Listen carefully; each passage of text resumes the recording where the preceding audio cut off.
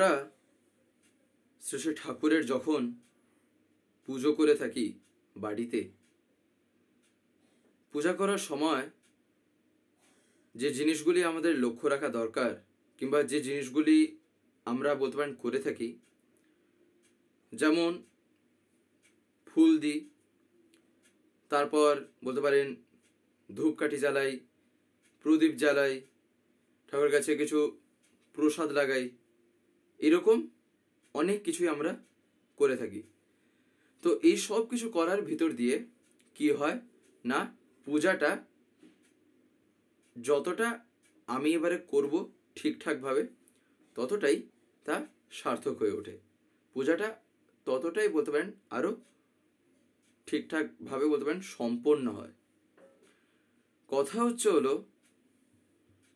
এই যে পূজা, বাস্তবে এই পূজাটা কেন, কি কারণে আমি পুজো করি, এইটা কি আমি জানি?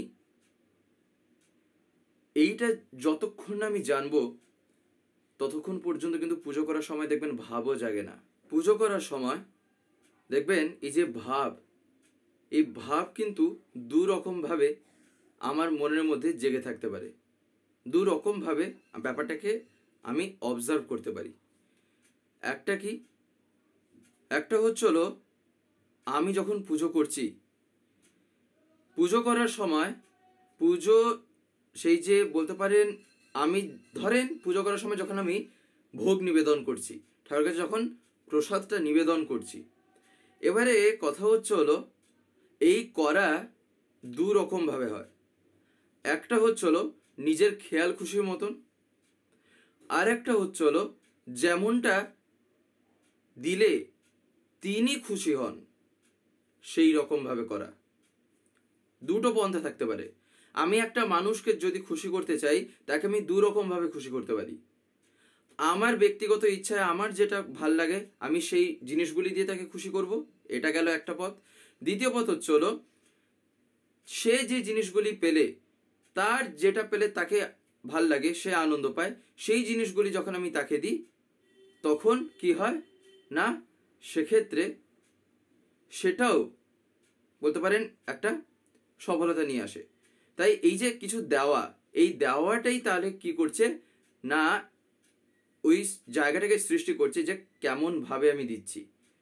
এবারে এই দুটোর মধ্যে কোনটা শ্রেষ্ঠতম পথ, নিজের বিবেকই বলবে কি না, যেটা পেলে তিনি আনন্দ পান, যেটা পেলে ওই মানুষটা আনন্দ পায়, সেইটাই যেন আমি তাকে দিই। তার চাওয়া অনুসারে তার যেন আমি পূরণটা করি। তিনি যেমনটা চেয়েছেন, সেই মানুষটার যা যা দরকার, সে মানুষটা যেটা পেলে আনন্দ পায়, আমি যেন সেইটা থেকে দিই। এই না যে আমি আমার মনের মতন আমার যেটা ভাল লাগে ওইটা আমি ওকে দিলাম। তাহলে এটা যেমন আমি একটা মানুষের ক্ষেত্রে এই লজিক, এই বিবেক যখন আমি লাগাই, তাহলে তিনি তো স্বয়ং পরম পিতা। আমি তার সেবায় যখন নিজেকে যুক্ত করছি, যে রকম ভাবে হোক না কেন, তাহলে সেই সেবাটা যেন তার মনের মতন করে হয়, নিজের মনের মতন করে যেন আমি না করতে যাই। তা না হলে কি হবে, তা না হলে যেটা হয় তা হলো আমি পুজো করে আমি ভাবছি, উফ পুজোটা করে আজকে ব্যাপক লাগলো, পুজোটা যে আজকে করলাম এত আনন্দ লাগছে, এত লাগছে। কেন? ওই কারণটা কি, হয়তো আমি নিজের মর্জি মতো, নিজের খেয়াল খুশিতে করেছি, আমায় যেটা যেটা ভালো লাগে আমি সেটা দিয়েছি। ধরেন আমায় কথার কথা বলছি, ধরেন স্ট্রবেরি খেতে আমায় ভালো লাগে, ধরেন আর একটা কিছু জিনিস আমায় ওটা খেতে ভালো লাগে, তাই আমি এটা এনে ঠাকুরের কাছে লাগিয়ে দিলাম প্রসাদ, আমি লাগিয়ে দিলাম ওটা ভোগ। এবারে কি না, সময় হতে না হতেই যখনই এটা শেষ হলো তখন আমি এবারে খেয়ে নিলাম সে ভোগ থেকে তুলে, সে প্রসাদটা আমি তখন খেয়ে নিলাম। তার মানেটা কি, তার মানে হলো আমার কি আদৌ তার খুশিতে আমার মনটা লেগে আছে, নাকি আমার মনটা ওই স্বার্থে যে আছে, ওই স্ট্রবেরি কিংবা ওই জিনিসটার প্রতি আমার মনটা লেগে আছে বলে আমার মনটা আজকে এত আনন্দ। যদি মনের ধান্দাই যদি এই থাকে যে আমি তাকে খুশি করার জন্য করছি, তাহলে দেখবেন সেক্ষেত্রে বাস্তবিক অর্থে পূজা কিন্তু সার্থক হয়। আর এই যে এই পূজা বাস্তবে কি, ঠাকুর এবারে যে জিনিসটা শেখালেন তা কি না, তা হচ্ছিল নিজের কর্মের ভিতর দিয়ে যেন আমি তাকে পুজি। অর্থাৎ আমার চরিত্র, আমার চাল চলন, আমার কথাবার্তার ধরন, ব্যবহার, এভরিথিং, সব যা কিছুর মধ্যে আমার ঠাকুর। এইরকম ভাবে চলাতে কি হন না, তিনি আনন্দ পান। আর এটাই হয় যখন পূজা করা হয়। পূজা করার অর্থ হচ্ছিল এটা। দেখবেন একটা কথা হয়তো আমরা অনেকেই শুনে থাকতে পারি, দেখবেন একটা কথা বলা থাকে না, যে পূজা এমনভাবে করা দরকার যাতে দেবদেবী খুশি হন। দেখবেন বলা হয়ে থাকে। তার মানেটা কি? দেবদেবী খুশি হবেন কিভাবে? আমার পূজাটা কেমন ভাবে হলে দেবদেবী খুশি হবেন? সেই দেবদেবী যেমন ভাবে চান, তার যেটা পছন্দ, তিনি যেটা ভালোবাসতেন, কিংবা তিনি যেটাকে পেলে, যে জিনিসটা পেলে তিনি যেটা আনন্দ উপভোগ করেন, সেইটা আমি তার কাছে লাগাই। নাকি এই যে আমি আমার মর্জি মতো যা কিছু করলাম? ঠিক ওই ক্ষেত্রে যেমন আমি বলছি যে তিনি যেটা পছন্দ করতেন, তিনি যেটা ভালোবাসতেন, আমি যেন ওইটা লাগাই, ঠিক একই রকম ভাবে ঠাকুরের ক্ষেত্রেও তাই। বিশেষ করে এইটা তো আগে মাথায় আনা দরকার, তার এই যে লীলা, এই লীলা কি? এই লীলা হলো স্বয়ং পুরুষোত্তম রূপে আবির্ভাব, তাও আবার কি নররূপে। তাই আমরা কি বলে থাকি? তিনি স্বয়ং হচ্ছেন নারায়ণ, নররূপে তার লীলা। শুধু এইবারই যে তিনি এসছেন নররূপে, তাও আবার পুরুষোত্তম রূপে, তা কি? তা তো না, এর আগেও তিনি এসছেন। যখন যেমন ভাবে যতটুকুর প্রয়োজন পড়েছিল, তিনি ঠিক সেই সময় অনুযায়ী যুগোপযোগী ভাবে তিনি এসেছেন। আর যতটুকু সমাধান তিনি প্রয়োজন বোধ করেছিলেন যে দেওয়ার, তিনি ততটুকুই দিয়েছিলেন। এবার যারা মেনেছিল তারা সেই রকম ফল পেয়েছিল, সেই রকম ভাবে তারাও জীবনে গিয়েছিল। তাই এই যে পূজা, এই পূজা করার সময় তাহলে আমার ভাবটা কেমন থাকা চাই? সবচাইতে প্রথম যেন ভাব আগে এইটা থাকে, আমি পুজো করছি যার, তিনি হচ্ছেন স্বয়ং নররূপে নারায়ণ। অর্থাৎ তিনি মানুষ রূপে জন্মগ্রহণ করেছেন, তার আবির্ভাব হয়েছে এক মানুষ যেমন দেখতে, এক মানুষের যেমন কথাবার্তা, চাল চলন বা যেমন যা হয়, তিনি ঠিক ওই জিনিসগুলির ভিতর দিয়ে কিন্তু তিনি লীলাটা করেছেন, তাই না? যেমন লীলা পুরুষোত্তম শ্রীকৃষ্ণ, মর্যাদা পুরুষোত্তম শ্রী শ্রী রামচন্দ্র, যখন এই ধরার বুকে যখন আবির্ভাব ঘটেছিল, সেগুলি কি নররূপেই তো আবির্ভাব। সে আবির্ভাবটা তো নররূপের ভিতর দিয়ে হয়েছিল না? ঠিক একই রকম ভাবে ঠাকুরের ক্ষেত্রে তাই, ঠাকুরই তো এসেছেন। আর তিনি তো সেই একই, আলাদা আলাদা তো কেউ আসছেন না, সে একজনই আসছেন, যখন যেমনটা প্রয়োজন ঠিক সেই রকম ভাবে। তাই তো ঠাকুর একটা বাণীতে আছে না, স্রষ্টা এক ও অদ্বিতীয়। স্রষ্টা কিন্তু একজনই, 10 জন না। সেই একেরই বিভিন্ন সময়, বিভিন্ন ক্ষেত্রে, বিভিন্ন রকমে প্রকাশ। নাহলে প্রত্যেকের যদি আমরা একটা জিনিস দেখি, তাহলে তা কি না, ঠাকুর বলছেন পূর্ববর্তীকে অধিকার করিয়াই পরবর্তীর আবির্ভাব, তাই না? ঠিক এবারে এই ভাবটা যখন আমি পূজাটা করছি বাড়িতে, পুজো করার সময় মাথায় আগে এইটা দরকার, আমি যখন পূজাটা করছি তার মানে আমার ঠাকুর এক মানুষ রূপে এসছেন। একদম সহজ ভাষায় বলার চেষ্টা করছি, শব্দগুলি এমনভাবে বলার চেষ্টা করছি যাতে তা বোধগম্য হয়। বিশাল বড় বড় ভারী ভারী 2-4টে শব্দ যদি এখন বলি, তাহলে শুনতে কিংবা যদি আমাদের একটু দেখতে ভালো লাগে, তখন মনে হবে বিশাল একটা কিছু হয়ে গেল। কিন্তু তার চাইতে ভালো এমনভাবে কিছু বলা যাতে তা বোধগম্য হয়। এই কথাটা আচার্যদেব বলেন, তাই আমি এরকমভাবে আপনাদের একটু বলার চেষ্টা করছি। এই শব্দগুলি তাই এতটাই আমি সহজভাবে বলছি যাতে এটা আমরা চরিত্রগত করতে পারি, এই না শুধু যাতে শুনে রেখে দিই, তাই না?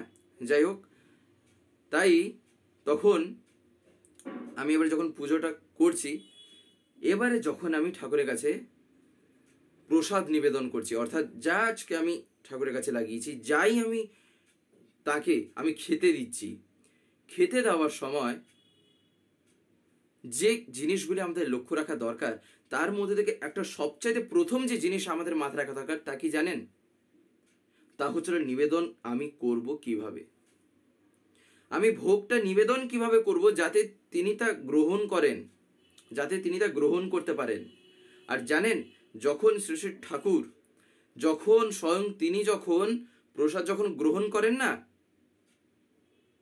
তখন সে প্রসাদ যখন মানুষ খায় তারপরে সে ভাবই আলাদা হয়, তার যে বলতে পারেন শরীরের উপর যে একটা ইম্প্যাক্ট, তাও কিন্তু সম্পূর্ণ আলাদা। এটা একটা বাস্তব অনুভূতির কথা। এগুলো হয়তো যতই মুখে বলা যাবে যেন শুনলে মনে হয় এইরকম কি আবার ঘটে নাকি, এরকম হতে পারে, হয়। যদি আমি করি তাহলে আমি বুঝতে পারবো, তখনই আমি বুঝতে পারবো। যেমন বিশ্বাস, আমি একজনকে কতটুকু বিশ্বাস করছি, আমি কি এবারে বিশ্বাসটাকে কি 1 2 3 রেটিং দিয়ে কি বোঝাবো যে আমার বিশ্বাস এতটুকু? তা তো হয় না।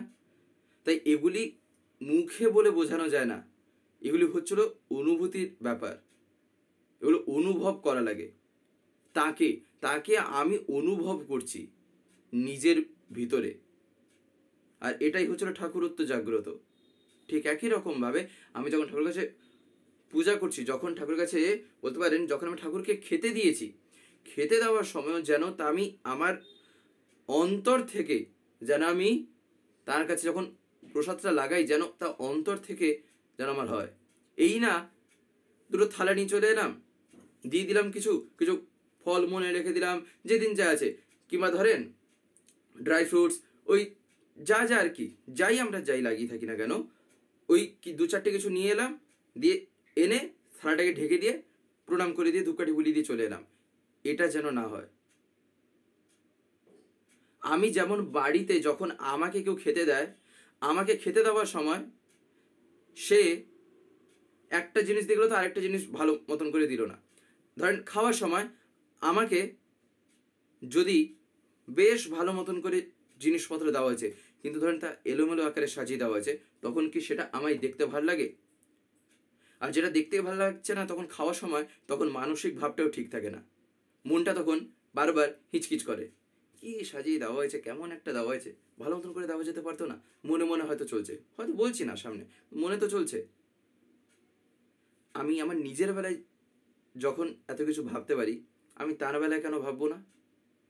তাই আমি যখন তাকে যখন দিচ্ছি, দেওয়ার সময় যেন ভাবটা এটা থাকে যে তিনি যে নররূপে এসছেন, তাই আমিও যেমনভাবে খাই, তাকে যেন নিবেদন যখন আমি করছি, যেন এইটা মনে যেন আমার আসে, যেন আমি অন্ততপক্ষে এতটুকু বলি যে দয়াল তুমি তা দয়া করে গ্রহণ করো। ইষ্টভৃতি যখন আমরা সকালবেলা করে থাকি, ইষ্টভৃতি করার শেষে আমরা কি বলি? ঠিক এইরকম একটা কথা বলি না, যে দয়াল তুমি দয়া করে গ্রহণ করো। কেন বলি? ঠিক একই রকম ভাবে যখন আমি ঠাকুরের কাছে প্রসাদ লাগাচ্ছি, যখন প্রসাদটা দিচ্ছি, প্রসাদ কর্তার অর্থ প্রসাদটা তো আর তিনি খাওয়ার পরে তা প্রসাদ হয়, খাওয়ার আগে আর তা প্রসাদ হয় না, তাই না? তিনি যখন তা গ্রহণ করেন তারপরে যখন সেটা মানুষ খায়, সেটাকে বলে থাকে প্রসাদ। তাই আমি তাকে যা খেতে দিচ্ছি, খেতে দেওয়ার সময় যেন আমার মাথায় এইটা থাকে, আমি যেমন একটা মানুষ, আমি যেমন আমায় যখন খেতে দেওয়া হয়, যেমন সাজিয়ে গুছিয়ে দিলে, আমাকে যেমন পরিষ্কার পরিচ্ছন্ন আকারে দিলে যেমন আমি তৃপ্তি পাই খেলে, যেন আমি তাকেও সেই রকমভাবে দিই।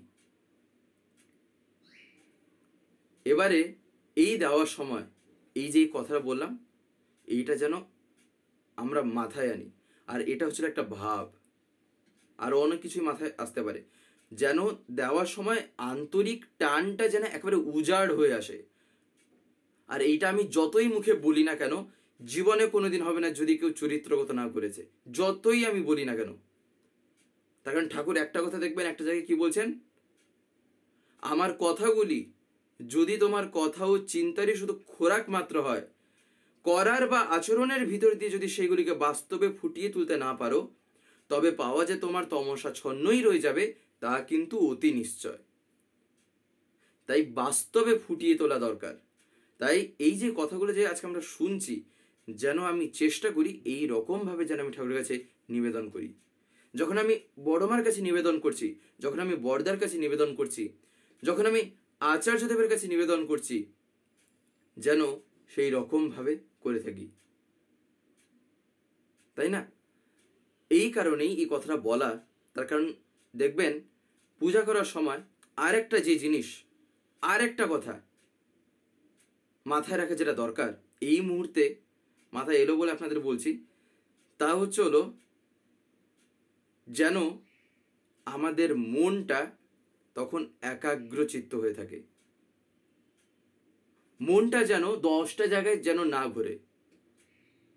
এই ধরেন পূজা করছি, এবারে কিভাবে রান্নাটা যে করে হোক শেষ করে দিতে হবে, আজকে কি রান্না করব, কিভাবে আজকে আমার দিনটা আমি করব, ওই কাজটা শেষ করতে হবে যত তাড়াতাড়ি পারা যায়।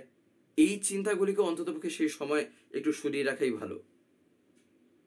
তার কারণ কি জানেন? তার কারণ হচ্ছিল তখন মনটা আর তাঁতে লাগে না। আমরা এই যে আলোচনাগুলো শুনছি বা দেখছি, একটা জিনিস লক্ষ্য রাখা দরকার, আমরা কি প্রত্যেক দিন এই ভিডিওগুলো পাই এই স্বস্তিতীর্থ থেকে বা চ্যানেল থেকে? দেখবেন আপনারা হয়তো অনেকে এমন আছেন যারা ইউটিউব খোলার পরে এরকম স্ক্রল করেন, দিলে আপনারা দেখতে পান। কিন্তু আপনাদের যদি ডেলি তার কথা শুনতে হয়, প্রত্যেক দিন যদি শুনতে হয় পরমপিতার কথা বা বিভিন্ন ঘটনা বা দর্শনের উপর আলোচনা, তাহলে আপনাকে তো চ্যানেলটাকে সাবস্ক্রাইব করে রাখতে হবে, যেটা অনেকে আমি দেখতে পাই হয়তো করতে জানেন না। বিশেষ করে যারা একটু বয়স্ক আছেন বা যারা মানে এতটা এক্সপার্ট নন মোবাইলের ক্ষেত্রে, তাদের কাছে আমি বলছি, আপনারা যদি না পারেন তাহলে বাড়িতে যারা ছোটরা আছে তারা এইসবে একদম পুরো মাহির, এক্সপার্ট, হাতের খেলা তাদের কাছে, তাদেরকে বলবেন, তারা করে দেবে। বলবেন সাবস্ক্রাইব করে পাশের যে একটা বেল আইকন আসবে ওটা প্রেস করে অল করে রাখতে। দিলে কি হবে, আমি যে ভিডিওগুলো আপলোড করব, আপলোড করা মাত্রই আপনাদের মোবাইলে নোটিফিকেশন চলে যাবে। নেট যদি অন থাকে তাহলে নোটিফিকেশন চলে যাবে যে ভিডিও আপলোড হয়ে গেছে। তখন আপনারা সেখানেই ডাইরেক্ট প্রেস করে ইউটিউবে ঢুকে দেখতে পারবেন। তখন আপনাদের ইউটিউব খুলে আর খুঁজতে হবে না, তাই না? তাই আপনারা যাতে প্রতিদিন শুনতে পান, তাই আপনারা এটা অতি অবশ্যই করে রাখবেন। তখন সেখানে আর যুক্ত থাকে না যেখানে থাকার কথা। যখন আমি ঠাকুরের কাছে যখন নিবেদন করছি, তখন মনটাই এই সব জায়গায় যদি বিচরণ করে, তাহলে সেক্ষেত্রে কোথাকার ভাব জাগবে আমার মধ্যে? তাই তার কাছে প্রার্থনা করতে হয় যে তুমি তা দয়া করেই গ্রহণ করতে পারো। আর আমার তো বরঞ্চ আরো এটা সৌভাগ্য, আমি তো এটা তোমার দয়াতে তুমি অন্ততপক্ষে এতটুকু আমায় জায়গা করেছো, এতটুকু তুমি স্থান দিচ্ছ, যাতে আমি তোমাকে তা নিবেদন করতে পারছি এই হাতের দ্বারা, যে হাত তুমি দিয়েছো। এই হাতও পেয়েছি তোমার জন্য, শরীরের সব যা কিছু, পুরো জীবনটাই পেয়েছি তোমার দয়ায়। তাই জীবনটাকেই আমি কাজে লাগাবো তোমার জন্য। তাই তুমি যখন দিয়েছো, একমাত্র তুমি দয়া করে গ্রহণ করতে পারো, তুমি যখন চাইবে। আমার তো আর কোনো আলাদা তো কোনো ক্ষমতা নেই। প্রার্থনাই আর এই ভক্তি একমাত্র সাধনার জগতে যদি মানুষকে উঠিয়ে নিয়ে যেতে পারে, তা হচ্ছিল এই জিনিসই, এই ভক্তি আর এই টান বা লেগে থাকা, যার ভিতর দিয়ে প্রার্থনা সার্থকতা পায়। প্রার্থনা যখন আমরা করি, তখন করিটা কি, তখন বাস্তবে ভক্তিটাই এক প্রকার ভাবে সেক্ষেত্রে প্রকাশ পাচ্ছে। ভক্তির একটা লক্ষণ ওটা, তাছাড়া আর কি? আর দু চারটে শব্দের ভিতর দিয়ে আমি প্রার্থনাটা করছি, যে শব্দগুলির অর্থ যদি তাৎপর্য সহ আমি যখন বুঝবো, তখন প্রার্থনা করার ভিতর দিয়ে আবার একটা ভাব জাগে। এসব অনেক কথা, এক একটা যদি এখন আমরা ধরে ধরে শুনি, অনেক কথা বেরোবে। কিন্তু যতটা পারা যায় আমরা ডেলি এক একটা আলোচনার ভিতর দিয়ে, অর্থাৎ এক একটা এই ভিডিওর ভিতর দিয়ে শোনার চেষ্টা করছি। তাই এই কারণে আজকে এই যে আলোচনা, এই আলোচনার ভিতরে যেটা আমরা জানলাম তা কি, তা হচ্ছিল মূলত এই দুটো কথা। যখন আমি ঠাকুরের কাছে নিবেদন করছি, এই কথাটা যেন আমি বলি, মনে মনে যেন এই টানটা থাকে। আর দ্বিতীয়ত 10টা দিকে মাথা না বলতে পারেন লাগিয়ে তখন সেই একেই তার চরণে যেন মনটা থাকে, তার চরণেই যেন সেক্ষেত্রে আমার মনটা যুক্ত থাকে। পূজা করার সময় এই জিনিসগুলো যদি অন্তত একটু লক্ষ্য থাকে না, তাহলে দেখবেন নিজের চিন্তা ভাবনা থেকে শুরু করে, নিজের মন থেকে শুরু করে, মস্তিষ্ক থেকে শুরু করে সব কিছু, আমরা বলে থাকি না আমি কতটা শুদ্ধ, আমি কতটা পবিত্র। শুদ্ধ পবিত্র মানুষ শরীর দিয়ে যতটা না হতে পারে না, তার আগে লক্ষ্য রাখা দরকার সে মনের থেকে কতটা শুদ্ধ পবিত্র হয়েছে। এইটা বরং যেন যুক্তিযুক্ত একটা কথা, তাই না? নিজের মনটাই যদি ঠিক না থাকলো, আমি হাজারো কাজ করি না কেন, আমি বলছি ওইটা করে আসতে হবে, সেটা করে আসতে হবে, দিলে আমার শরীরটা শুদ্ধ হবে, পবিত্র হবে, তার চেয়ে আগে যেন লক্ষ্য রাখি আমার মনটা কেমন আছে। তার কারণ এই মনটা হচ্ছিল আসল জায়গা যেখানে বসে আছে আমার মধ্যে। আর এই মনের ইয়েতেই আমি যা চক্রান্ত করার করছি, যা কিছু কাজ করার আমি করছি, এই মন যা বলছে তাই হচ্ছে। তাই এই মনটাকে যেন আমি আগে তাতে লাগাই, দিলে এই শুদ্ধতা পবিত্রতা এ আপনা থেকেই চলে আসবে। এদের পিছনে আলাদাভাবে ছোটা লাগে না, তাকে শুধু অন্তর থেকে ভালোবাসা চাই, তাই না? তো যাই হোক, আজকের এই ভিডিওটা এবারে আমি এখানেই শেষ করবো। শেষ করার আগে আপনাদের কাছে একটি কথাই বলবো, যদি আজকের ভিডিওটা আমাদের ভালো লাগে থাকে তাহলে একটি লাইক করে দেবেন, সবার ভিতরে শেয়ার করে দেবেন, কেমন লাগলেও নিচে একটি কমেন্টে লিখে জানাবেন। আর যদি চ্যানেলটিকে এখনো সাবস্ক্রাইব করে না থাকেন তাহলে অতি অবশ্যই চ্যানেলটিকে সাবস্ক্রাইব করে পাশে বেল আইকন প্রেস করে অল করে রাখতে একেবারেই ভুলবেন না, আরও এরকম বিভিন্ন নতুন এবং ইন্টারেস্টিং ভিডিও সবার আগে পাওয়ার জন্য। জয় গুরু, বন্দে পুরুষোত্তম।